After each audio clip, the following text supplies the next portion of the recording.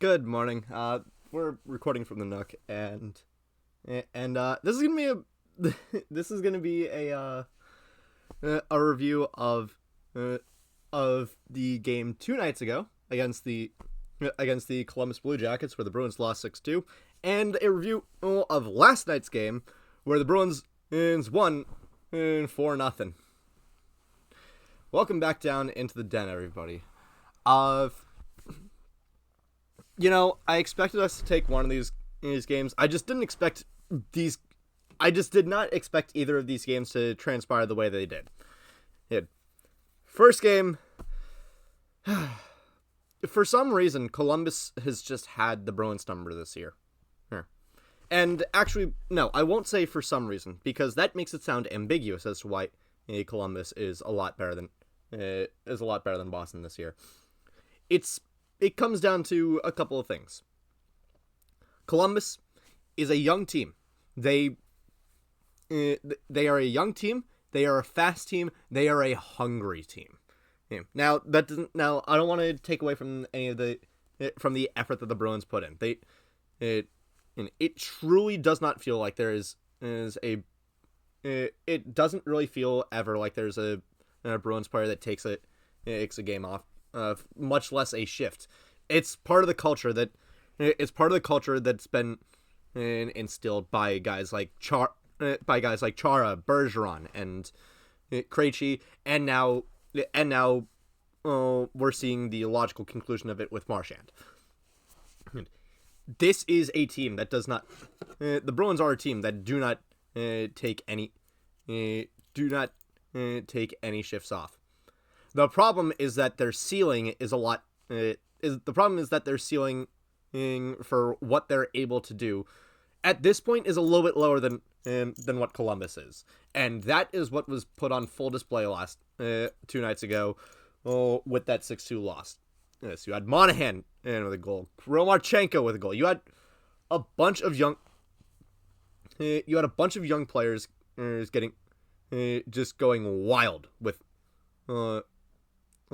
And the Bruins could not do anything. And yeah, Joonas Korpisalo could have done a lot better.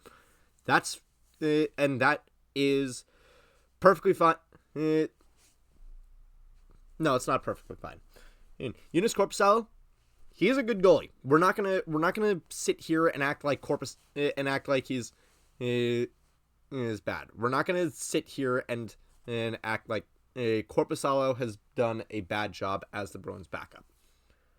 It's just that sometimes he reverts back to his Columbus days, and he actually not really his Columbus days, his Ottawa days, and he looks like a fish out of water. He looks like he can't really do anything.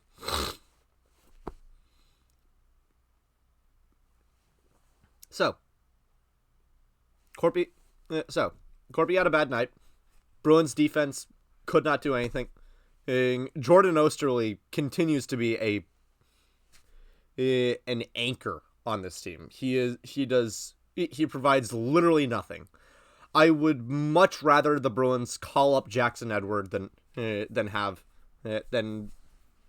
provide ice time to Jordan Oesterle. Yes, Jackson Edward is still very raw as a talent and needs to develop his skills a lot more. But I would still rather have him, who is a fast motherfucker and can actually play defense decently well. Well, I would rather him get the nod than Oesterle at this point. Oesterle's had enough of chances at the NHL level. I think at this point you reach into the mystery box, which is what the Bruins did last night. While I was working the Patriots game, we got a very, very fun. We got a very, very, very good message from on high. Fabian Lysell has finally been called up. And what did the Bruins do with him? They immediately put him in a. They immediately threw him to the wall. they immediately threw him into the deep end into sink or swim. To sink or swim. They put him on the third line with Bradshaw and Frederic. Apologies. Yes. Yeah, they put him on the third line with Bradshaw and Frederic, which really just feels like we're throwing something in there to try and make Frederic do something. I've had my reservations about being mad with Frederic for a while. Well, I don't want to dislike Frederic. Dude has been pointless in 10 games. Dude has not had a point in 10 games. After a season like last one where you were on where you were breaking your entire where you were breaking every single personal record that you had by the trade deadline. I think at that point I think at some point you need to realize you're just sucking right now. Frederic, I hate to say it, he is a black hole on this team right now. And after seeing that, yeah, he hasn't had a point in 10 games, I think there does need to be some consideration about trading him. And that pains me to say that. Trust me, it hurts me to say that we need to consider trading Trent Frederic. And look, I love the guy. I freaking love him. But if he's not providing any sort of additional value to this team, such as like I remember a little bit ago, like people were complaining about the thing that I used as like a barometer is when people were complaining about the extreme streakiness of Jake DeBrusk last year, where I think he also had like a 12 game pointless streak or something like that, or like he had 1 point in the entirety of February, and I went back and I looked, he had amassed a quarter of his total. He had amassed a quarter of his total blocked shots in that time frame over the course of the entire season in just that 1 month. And Jake DeBrusk was providing value to Jake DeBrusk was providing a defensive value to this team that when he wasn't producing, that Trent Frederic frankly is not. Frederic is doing nothing on this team. And I hate that. I hate that he's not doing anything. I do feel like if you put him on the second line with Coyle, you might be able to do something. But at the same time, I feel like also at this point, the Marchand Lindholm and Coyle line has been raking. So that Frederic needs to develop his own value. He needs to do something. He really needs to do something. But going back to Jake DeBrusk, remember how I kept saying this earlier this season, that Jake DeBrusk was the only Bruin on this roster to have the speed and puck handling to consistently enter the offensive zone with the puck cleanly without shitting his pants. And Fabian Lysell, first impressions, he's doing a really good job at that. He is. I think honestly, Lysell is going to be our new DeBrusk, and hopefully this means that hopefully this means that he gets a spot within the top 6. I think that there's not a single universe in which Lysell ends up on the bottom line. Which, by the way, bottom line last night was awful. I'm sorry, but yeah, Yeah, they did not. They didn't really show up. But the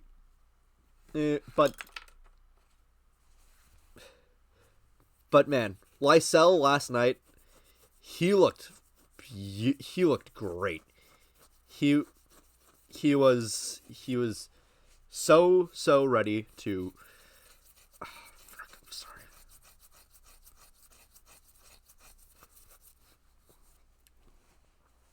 Last night, Lysell looked ready. He looked ready to take the ice. He looked ready to just drive, and he was not taking any prisoners. Even scoring an assist in his first game, which honestly I expect him to be more of a playmaker than a goal scorer.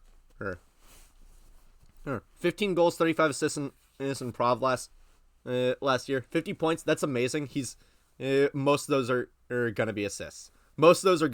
And I think that he's gonna cap out at like 25 goals a season. But he's gonna be good.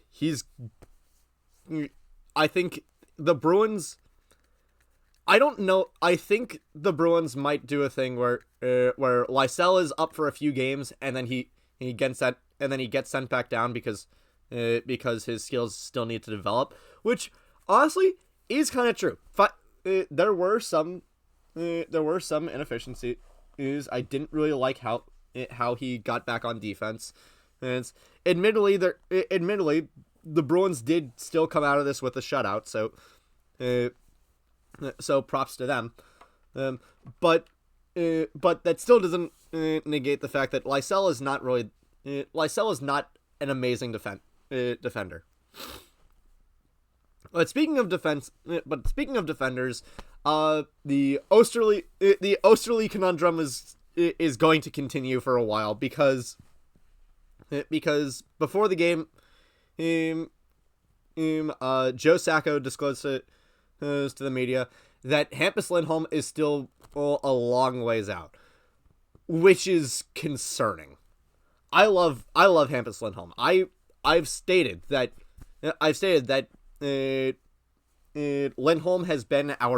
Lindholm was our best defenseman before he got injured. And to hear that he's going to continue to be out for a while, that is very concerning. Because now we're down to now we have McAvoy who you never know if he's going to have a good night or a bad night. Zadorov, who can't stop taking penalties, is Lohrei, who still very unpolished, who still needs a couple rounds of sandpaper and varnishing, just to iron out all the kinks. Peak,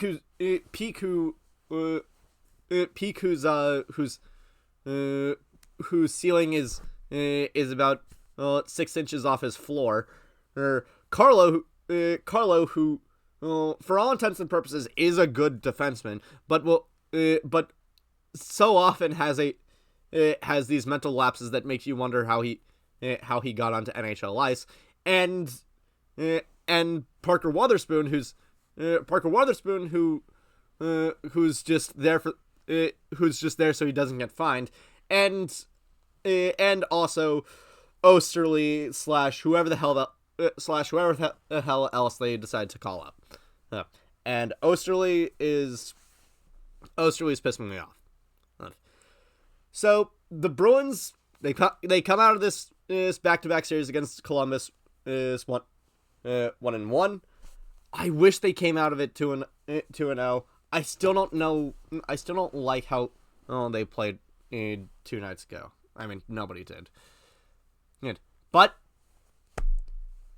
we're off until New Year's Eve, where we get a 12:30 game against the Capitals, and I'm gonna be at work. Great, that's gonna suck. In any case, I'll be watching it on my phone because why the fuck not? Have a great day, everybody. Take care. That is going to be it for tonight. For today.